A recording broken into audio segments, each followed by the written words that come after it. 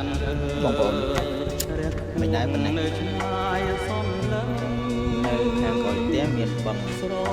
បឹងនេះហើយនៅជុំវិញបរិយាកាសយ៉ាងឈៀលហើយបងប្អូនយ៉ាងនៅវត្តបឹង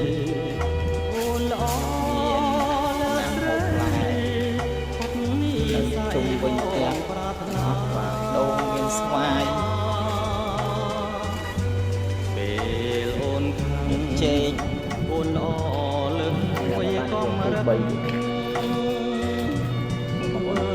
យចិត្តបងលាក់យងបាន3ស្នេហ៍បាទតែផ្នែកអូនក្បែរឡងរស្មីភ្លឺថ្លា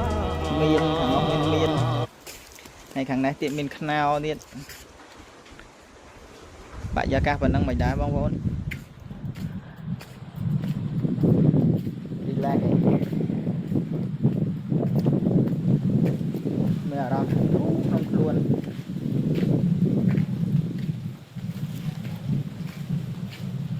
ទេសភាពប៉ុណ្ណេះបរិយាកាសប៉ុណ្ណេះយើងអត់បាច់ទៅខាងក្រៅដល់លេងអីទៀតបងប្អូននេះខ្យល់ជំនោមកឡើងទៅជាក់ស្រាប់ហ្មងព្រោះយើងនៅគៀតមាត់ទឹកដែរខ្យល់បក់មកល្វើយឡើងទៅអារម្មណ៍យើងស្រស់ស្រាយតាមនឹងដែរខ្លះបាច់ទៀតពីអីលើលុបពេក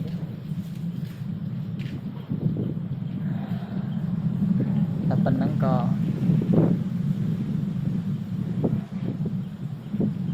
សុខជួរក្នុងអារម្មណ៍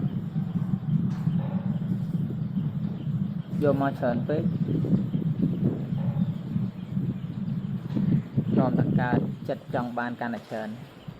មកល្មមនេះប៉ុណ្ណឹងបងប្អូនប្រហែលជាសេចក្តីសុខផ្លូវចិត្តខ្លាំងហើយមើលទៅបងប្អូនណាគិតដូចខ្ញុំអរគុណបងប្អូនជំរាបលា